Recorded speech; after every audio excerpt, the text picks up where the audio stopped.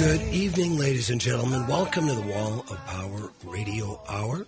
This is your host, Paul Metza. We have a most fascinating and talented guest on tonight. Acclaimed New York City songwriter and journalist Jeff Slate has just announced his new record coming out called Lockdown Live, featuring performances from his streaming concert series. It's coming out on August 14th. He's way ahead of the game here. He's been doing these streaming shows from his house in the Lower East Side of New York City for a while, and he's putting out a compilation from the performances. Apart from being a longtime New York singer-songwriter and guitarist, he's also a great journalist. He's interviewed people such as Tom Petty, Roger Waters, Roger Plant, Jimmy Page, Roger McGuinn, and Ronnie Wood, among others. As a matter of fact, he performed live with Roger McGuinn at the World of Bob Dylan Conference in Tulsa, Oklahoma, which was sponsored by the Bob Dylan Center in the spring of 2019. And he came on my radar in the fall of 2018 as he wrote the 10,000-word essay, which was included in Bob Dylan's More Blood, More Tracks. I had the pleasure of interviewing the Minneapolis musicians that played on Blood on the Tracks, and the record had just came out. They had not received any recognition for their work on that record until this record came out. So I've been following Jeff ever since. I've read several of his interviews he's done. I follow him on Twitter. And now, for the first time, I get to talk to him in person. Jeff Slate, how are you tonight? I'm doing great. Hey, Paul, how's everybody out there in Radio Land? It's everybody out there in Radio Land is doing good. We've had some incredible weather here in Minneapolis, and we are masked up. As of last Saturday, the Governor Tim Walz mandated everybody's got to wear a mask when they go into a public place, whether they like it or not. So we're staying healthy. We've got a healthy state because of Governor Walz's direction. So we're feeling good about that. Tell us a little bit about this new record you got coming out called Live from Lockdown Live. Well, wow. Like everybody else back in, I did my last live show February 23rd at, I think it was February 23rd at Town Hall here in New York City. I was part of the 80th birthday celebration for Woody Guthrie's This Land Is Your Land. Exactly, with Jeff wow. Tweedy and Joan Osborne. It was an all-star cast. It's an amazing night. Little did we know we wouldn't be on stage for many months after that. Within a week or two, it became really obvious that something was going really wrong here, especially in New York City early on. And, by the first or second week of March, things started to shut down. The schools started to shut down. I was, one day I was a guest host on Sirius XM, and the next day everything was canceled. Yeah. It was just like that quickly. Everything turned on a dime. And so, I'd had a tour booked with my buddy Earl Slick from David Bowie's band this fall. We were going to make a record, this spring to sell at that time and so forth. And all that went out the window right away, as did a lot of work, just generally speaking. Sure. And all my live dates got canceled. So, I was just sort of sitting around, and at that time, it was pretty grim here in New York City. This is like, late March, early April, and, talked to my manager and talked to some of my buddies, and we were all talking about, and a few artists had done a song or two here or there on, like, Instagram or Facebook or whatever, and so I thought, and people were doing them on the weekends, and I thought, I'm going to do them during the weekday because people need a break. I picked 4 o'clock Eastern because that means, my LA friends can catch it at lunch and my London friends can catch it at dinner time. And started doing them every Thursday. And, look, they were shaky at first. It's hard as a performer to play to a video screen. But That's I've done a Jeff. lot of radio, and I've done a lot of performing, so I don't have a problem talking. So I told stories. I told stories about the songs, about recording my own songs or the covers I was doing, and why I loved those artists. And within a couple of weeks, I felt pretty good about it, and I got just tremendous feedback. And so, like a football coach, I had started, because I'm doing them from home and I have a home studio, I was recording them right from the very beginning, not really thinking, I'm going to release these, just to hear how they were. Like, was I any good, and what could I do differently, and so on and so forth. And, right away I thought, wow, these sound, I use great equipment. I have nice equipment here, and they sounded amazing. And I thought, maybe I'll put some up on social media. And then after a couple of weeks, people started messaging me both with requests, but also like, hey, where can I buy an acoustic version of this song? Or, did anybody put it on YouTube, or, whatever. And I thought, I'm going to put these together, and I'm going to put them out. And at that time, I had hooked up with a charity called Meals of Gratitude, who were bringing lunches to healthcare workers here at Mount Sinai Hospital in my neighborhood, because it was crazy. I mean, there were lines around the block, right. And it was, this is sort of April in New York City. It was really grim. And so we raised a lot of money. I started raising money every week, and people were super generous, and I'd send them the Roy Orbison book I wrote, or the liner notes for the Dylan I sign, everything, or my own merchandise for that matter. Whatever their donation was, I'd cover the postage and I'd give that money to the charity. And then things subsided here, and I thought, well, I'm going to put these out, and I'm going to give this money to another cause. And this was then, maybe late May, early June, and the George Floyd had been killed, and people were marching in the streets, and I was. I'd gotten out there at a few of those. And so I started giving money to Black Lives Matter, Justice for Julius, the North Star Fund, some of these other Black Artists Fund here in New York City. And so, because these didn't cost me anything to make except for pressing the CDs and printing up the artwork and the T-shirts, 100% of the profits from the sales of these are going to those causes, and I'm giving also the money while I'm doing these concerts. I'm giving the money from any merch sales on my website to those causes. So it turned out to be a way to entertain people, to keep my chops up, but also to do a little bit of good and to kind of feel good in the middle of all this awfulness and chaos and, political nastiness. Well, I have to commend you. First of all, going back that town hall gig, it's a nice one to remember, to keep you through these times of musical famine and no gigs. I was honored to play right before that, and on January 24th at the 60th anniversary of Gertie's Folk City at the Iridium. And like you, I had no idea that things were about to shut down. So that I've got good memories from that. Let's keep our fingers crossed that there will be such a thing as live music in our lifetime. I've got Jeff Slate on. We're going to listen to some tunes off of his record Lockdown Live.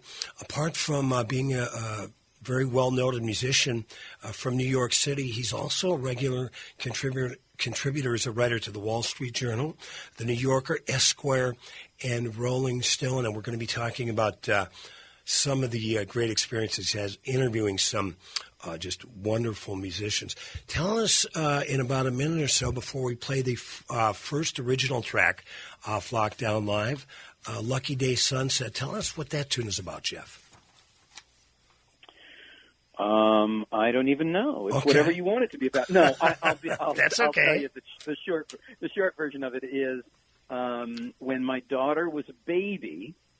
We were driving in the car back from visiting my parents in Connecticut to New York City, and she looked out the window from her car seat at the sunset and said, "That's a lucky day sunset." Oh, perfect. And as a songwriter, I just thought instantly, that is a great name for a song. Absolutely. And when I was going in the studio to make my first solo record, I just sat down with that title and, literally at I had like a lunchtime to write it because the next day was the recording session, and it just poured out from the title. So it was pretty much an ode to my baby daughter, who's now 18 and going to college. Well, that's beautiful. Lucky Day.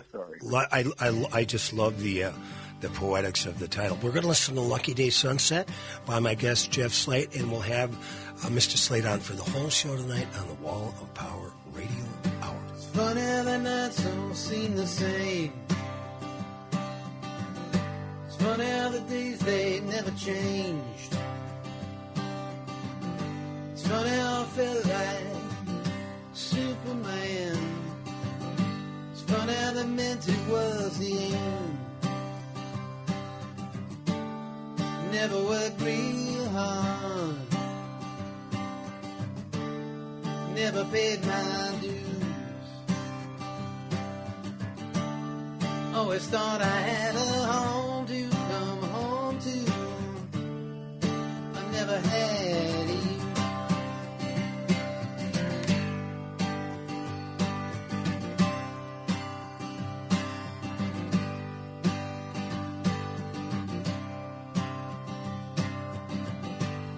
So I carried all my sins, and I walked 1,000 miles. Welcome back to the second set of the Wall of Power Radio Hour. This is your host, Paul Metza. Delighted to have my guest on, Mr. Jeff Slate, songwriter, guitar player, cool cat, resides on the Lower East Side in Manhattan, and he's got a new record out called Lockdown Live. Two-disc set with a bunch of Dylan covers. We will be listening to one of his Dylan covers in the third set. So, Jeff, tell us a little bit about how did you get into this racket, and when did you start playing professionally? I don't even remember when I didn't do it. Well, okay. No, I was lucky. I had older brothers and sisters who were music nerds and who were, well, they're now, sort of in their late 60s, 70-ish. And so they were, right there at the golden age of everything and saw, the Doors and Hendrix and Bowie in their heyday and, all that. And so when I was a kid growing up, I inherited their music, their record collections. My brother took me to my first show, which was the Kinks. My sister took me to my second show, which was the Clash. I did okay early on, and it changed my life. And then my brother-in-law was a jazz player, but did session work as a horn guy for like the Isley Brothers and the Spinners, and, cool. All that. And so when he would go out on tour, they would send him like 45s and records to learn, and then I would inherit them. So I had this great collection of both kind of rock and roll and like 60s, 70s soul and R&B. So I just couldn't get enough of music. When my friends were into Kiss, I was into the Small Faces and the Who, and got into a band at, 13 or so, and then went professional with a band, a punky band in the 80s called the Mindless Thinkers, who were named by Steve Jones of the Sex Pistols. Oh, cool. A long story we won't cover. Yeah. And then, sort of took it from there, moved to New York City. We did really well. The Mindless Thinkers had sort of a glorious 2-year run. And then I moved to New York City and connected with Pete Townsend, and he produced some demos for me in the early 90s. Wow, that's incredible. And that, that opened a lot of doors, obviously. And, I toured with Sheryl Crow after that, and, but never really loved being a solo guy, like the guy up front. I started a band in the late 90s called The Badge, and we put out a couple of, 4 records, and didn't do a whole lot of business here in the States, but in sort of Japan and Germany, and especially in the UK, because we were very sort of mod influenced. So it was, again, that Who, Small Faces, Kinks kind of vibe. in the late 90s and early 2000s, that was a really cool thing to be doing there, and built up a really nice following there, toured there. God, so many times it's blurry, and had a really good run, and until sort of mid 2000s. I had young kids, guitar player, didn't want to do it anymore. The usual things Sure. that happen to bands after 7 or 8 years, and so I took a couple of years to kind of figure out what I wanted to do, and then had to reconcile with the fact that it's hard to put a band together from scratch at 30 whatever I was at the time, and so thought, well, hell, I'll just try to make a solo record. And so I'd met a lot of cool guys on the way up, and so I got Earl Slick and Carlos Alomar from Bowie, and Lawrence Juber and Steve Hawley from Wings, and all Gene Parsons from the Byrds and whatever, to play on my first record. And it was really a labor of love. I took a long time to make it, far longer than I should have, and it cost a lot of money.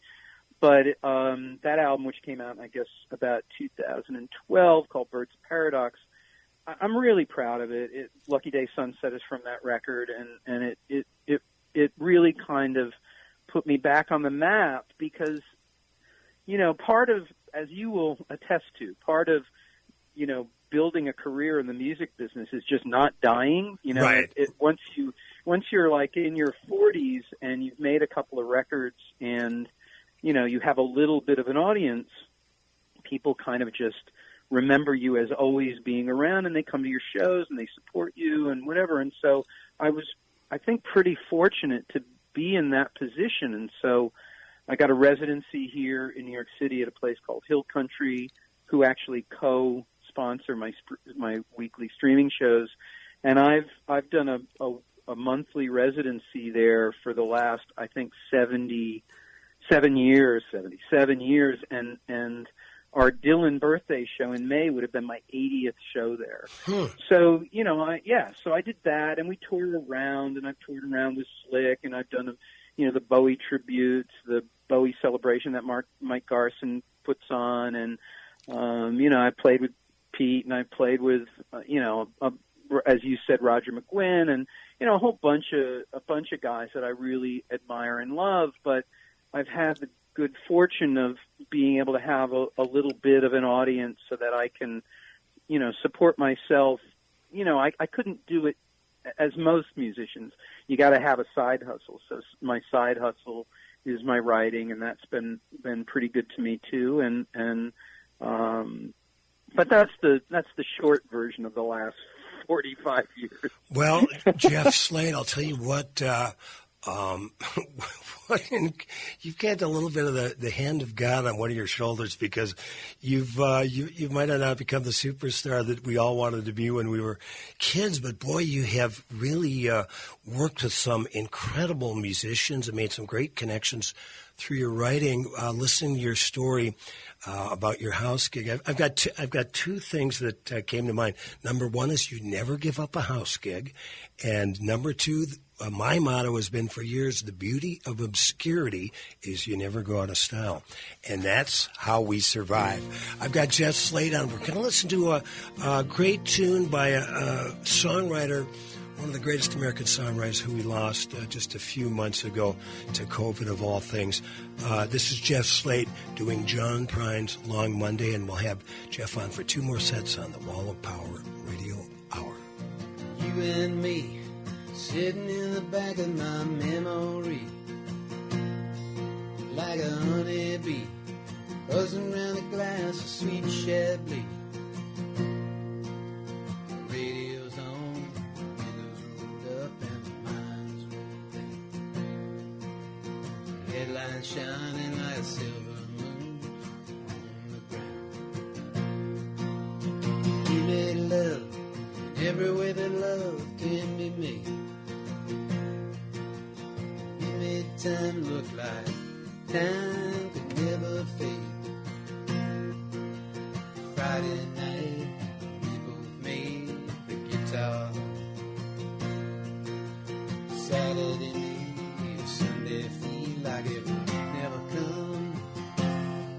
be a long Monday, sitting all alone on a mountain by a river that has no wind.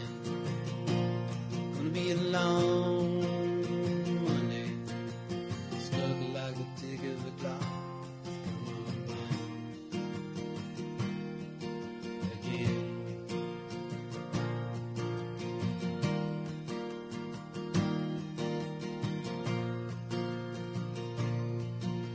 Soul to soul, heart to heart, and cheek to cheek. Come on, babe, give me a kiss that'll last all week. Someone's got it in for me. They're painting stories in the press. Whoever it is, I wish they'd cut it out quick. But when they will, I can only guess. They say a Charlemagne named Gray took his wife to Italy. She inherited $1 million, and when it died, came to me. Welcome back to the Wall of Power Radio Hour. This is your host, Paul Metsa. We just heard a version by my guest, Jeff Slate, doing one of Bob Dylan's most beloved tunes, Idiot Wind, of course, Blood on the Tracks. Which brings us to Mr. Slate. How did you get chosen to write the 10,000-word essay liner notes for the re-release of More Blood, More Tracks, the 10-CD set that Bob Dylan and Columbia Records put out in the fall of 2018? Well, truth be told, they only wanted me to write about 2,500 words, but as you can already tell, I can't shut up. Right. Look, I had written about Dylan quite a lot for Esquire and the New Yorker and, Daily Beast and a bunch of places. And so I'd come to the attention of his office and had met with his team and developed a relationship. And, for anybody who's especially a songwriter and a fan of Bob, but also just a writer, to be able to be associated with a project of Bob's is a thrill. And so I think it was when the 1966 live set came out, the office asked me to do the interviews for the mini doc that they put on YouTube about that set. And so I came back early from vacation because they had to do it in August, and that was really fun to do. I interviewed Richard Alderson, who recorded those gigs, and I guess I sort of in a way passed the audition. And in the meantime, I was writing about the releases that they were doing. I did an essay about the Gospel Years box set that I know everybody really loved at Sony and in Bob's office, and so when the next set was coming, I got a call. I was coming home from parent-teacher conferences on the New York City bus, and it was like, can you get over here now? And I actually couldn't, which is like, oh my God, am I going to lose this gig? But I went over the next day, and they explained to me what it was, and to be associated with a project of Dylan's, any project would be fine. If it was Knocked Out Loaded, I would have been happy. And right. not to knock Tom's record with Bob, but but it turned. Jeff, I kind of dig that record, but anyway, I do too. Hey, Brownsville Girl. Right. Girl. So God bless Sam Shepard. Anyway, it was Blood on the Tracks, and of course, I had a story to tell about that and that's why I chose Idiot Wind for you to play because. Back in the 90s when I was working with Townsend, he gave me a copy of Blood on the Tracks on CD, and I was like, it's in my liner notes. I was like, of course I have this album. And he's like, yeah, but listen to it. Right. Try to learn these songs to perform them, not just as, a performative thing, but really to own them. And what he was saying was, as a performer, you have to get inside the song. You have to own it in your own way. And I wouldn't say I do. I wouldn't say that version did, or certainly versions. I recount this in the liner notes where, just getting through all the words people would clap. It's like, so, and I remember that distinctly, like I didn't think they were all that good, the performances, but people were just so like, wow, 7 minutes and he remembered all the words. So, but that's a really special record. It was an amazing sort of high point in and amongst many high points in Bob's career. And so when I sat down to write those liner notes, they pretty much gave me free rein. They did very few edits. And when I got to about 9 or 10,000, 11,000 words and said, look, I've gone way over, they were like, don't worry about it. We'll make it 2 books. We'll do one of photos and one of the essays and the track notes and so forth. So just do what you do. And I turned it in and everybody loved it. And, there was some, there was some great feedback from everyone involved. And then, like you said, it was a way for me, because I interviewed Kevin Odegaard and I was able to give, it gave me a chance to give a platform to the guys from Minnesota who had never really been recognized. Mm-hmm. We corrected the liner notes.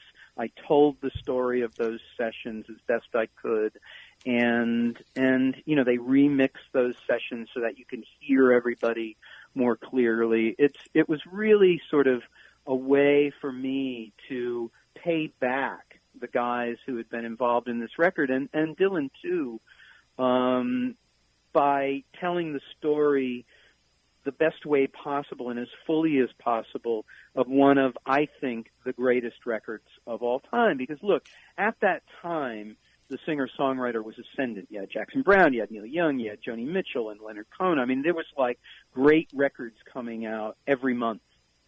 And here comes Bob, who literally throws down the gauntlet and says, oh, you think that, Ohio is great? Let me throw down Idiot Wind and change the game completely. Exactly. So no disrespect to Joni right. or Neil or any of those people, but this is a whole other level of songwriting that maybe only Joni Mitchell ever achieves. I have to put a little idea in your head here because I've been Gordon Lightfoot was actually my Bob Dylan before Bob Dylan, and I have a theory that Lightfoot's record, his debut, just called Lightfoot, was the template for John Wesley Harding. Upright bass, acoustic guitar, 2 acoustic guitars, lead acoustic, and anyway, that's my theory. But I've just been listening to. Good one. Oh yeah, I've just been listening to Gordon's record that he just put out, which was a demo he did 20 years ago, just solo guitar, which is just phenomenal. And now I'm reading about If You Could Read My Mind, the new documentary. Do you have any idea about perhaps doing an interview with Mr. Lightfoot in the near future? Yeah, you know what, actually, maybe. I mean, they sent me the documentary as well, and, fingers crossed. I'd really like to. It's a funny thing. There's a certain level of artists that, for the outlets I write for, like the New Yorker or Rolling Stone or whatever, they either have in-house people who will cover somebody like him, or they don't feel like there's a big enough audience for a story about him. And I always fight for, somebody like that to say, I remember when I wrote about the Sweetheart of the Rodeo tour that Hillman and McGuinn did a couple of years ago, which ended up becoming a cover story for Rockseller magazine, where I write, because I just felt this was going to be a moment that was going to be really special and that people needed to know about, because they may have missed, amongst the music nerds, we know Sweetheart of the Rodeo because it changed so much of the landscape right. of music in the 70s, and yet, you wouldn't have the Burrito Brothers or the Eagles or, CSNY maybe without that record. Mm-hmm. And so it took a lot of convincing and a lot of editors to get that story done. And Gordon is sort of falls into that same category. They're like, oh, is anybody going to read this story? And I have to make the argument, there is this sort of silent majority of music fans out there who would really want to read about this, how he did it, reflecting on it now. And you know, a lot of these guys, like you mentioned John Prine earlier, I actually record that version of Long Monday was, I think, the day or two after we found out that John had died, and I just, you know, I wanted to do a John Prine song, and I did it like totally off the cuff. I just felt like, you know, I hadn't played that song maybe ever live, but I played it around the house a few times. But it felt like, man, I've got to do a John Prine song. These guys aren't going to be around forever. And Gordon, Gordon Lightfoot's 81 right now. Exactly, exactly. So we should get him while we can. You know, well, and he's one of the originals. And he's had so many. If people don't know Gordon Lightfoot's work by himself, they've heard he's been covered by some of the greatest artists of our time, and yeah, I mean, just in terms of his survival, for God's sakes, you know, he's been doing it for, you know, like Bob for 60 years. Anyway, good luck with that. Now, we've got about a minute and a half before the break. Jeff Slate, tell us about how you feel about Bob Dylan's, what I think is new masterpiece, Rough and Rowdy Ways. I got a minute.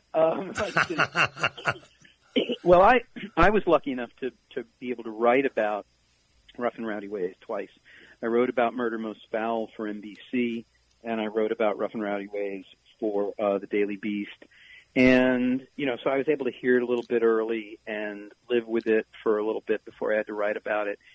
But I'll be honest, I'm still digesting. I mean, I think that's the beauty of this record. I mean, you know, again, people are putting out a lot of disposable music, and people are digging back in their archives to release records. I mean, I think it's no coincidence that Neil Young put out a record that was 45 years old on the same day that Bob put out Rough and Rowdy Ways, because all due respect to Neil, in order to compete with Bob, he's got to put out something from his prime.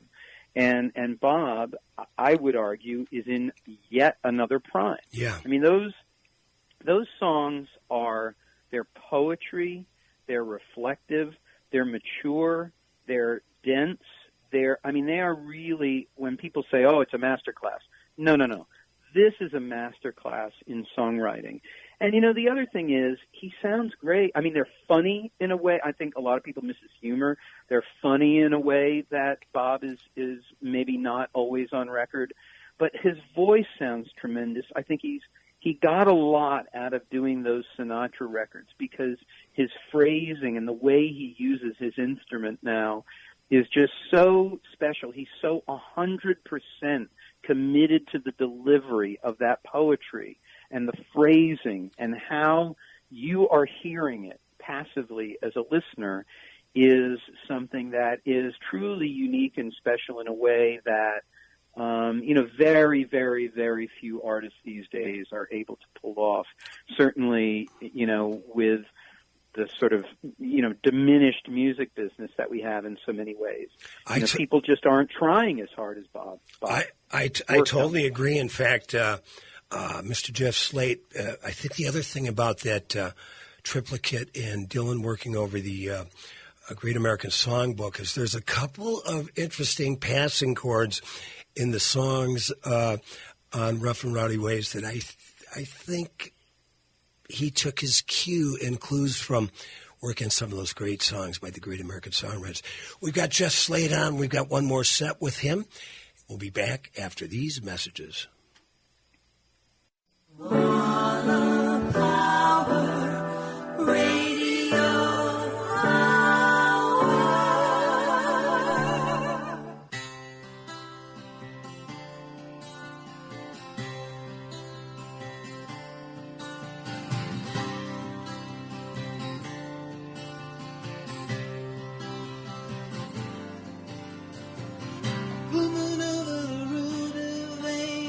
Can't help thinking of you.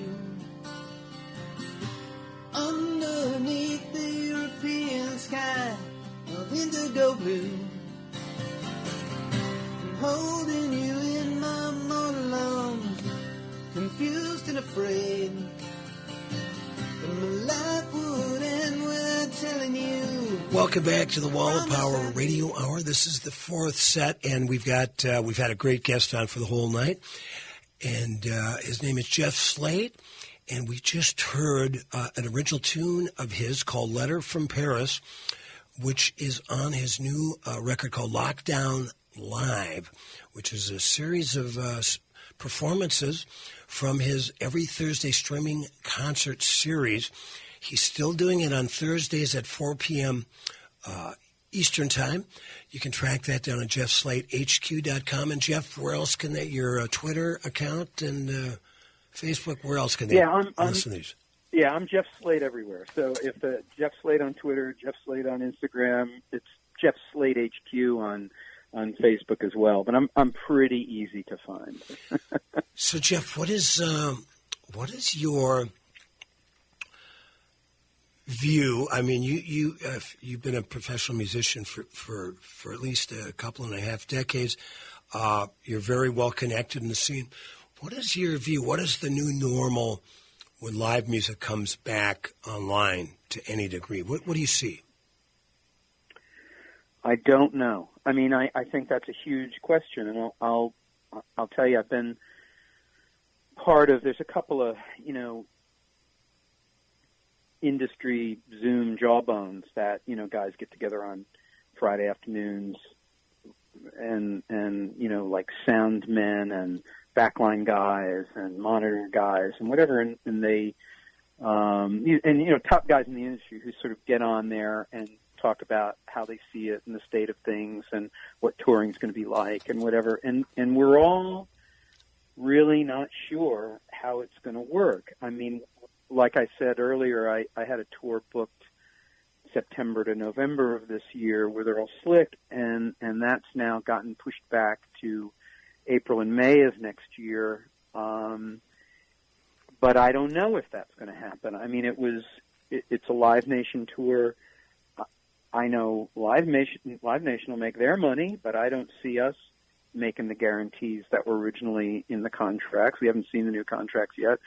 So, I mean, is anybody going to want to go out there to small audiences for very little money and run the risk of people getting sick? Or, I mean, I think, look, things are very, as slow as this feels because we're all still kind of locked down, it's a fast-moving situation. Mm-hmm. I think the next 6 to 8 months, especially with the election coming, we may hopefully have a new government in place next year. There may be relief for small venues, which I think is really key. The Save Our Venues movement Save Our Stages movement is a huge one, and I think a really important one. And Congress is now taking that up, and so I encourage everybody to get involved in that. Because I don't know how, look, the Barclays Center or your local Normo Dome is going to survive, but whether Iridium, which you mentioned earlier, or Hill Country, where I play all the time, or any of your local small venues, I don't know how they survive the next 8 to 12 months, because it's going to be really, really, really difficult. I mean, there's liability involved. It's a complicated situation. And from my point of view, I don't mind if I'm playing to 500 people in a 1,500 seat place. I do mind if I have to get on a bus and the rest of the band has to get on a bus with recirculated air that may or may not be safe. I mean, and then we're going to a venue 100 miles, 150 miles away from the last one, carrying whatever we've picked up from, you can't not shake people's hands. You can't not pose for pictures with them. I think it's a really complicated and slightly scary new world we live in. So I'm hopeful. I mean, I think it will come back. I think things inevitably, the march of time is relentless and things will improve and there will be a vaccine and this will eventually subside in some manner or another. But I don't have the answer. None of us do. I think it's going to be baby steps before we're striding again. We have Jeff Slate on. He's a most amazing musician. You know, I have to give you credit. Not only have you worked with people like Earl Slick and Pete Townsend and played with Roger McGuinn, but you've raised a family in the music business.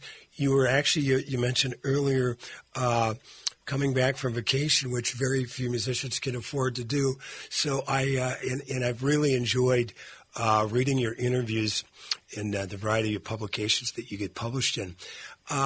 So we got a little less than a minute left here. What it's like walking the streets of New York City right now? It's pretty grim. I mean, it's very reminiscent of the 80s where things are boarded up and stores are gone and people have moved out. There's a bit of a white flight going on, to be honest, in New York City, very similar to the 70s and 80s.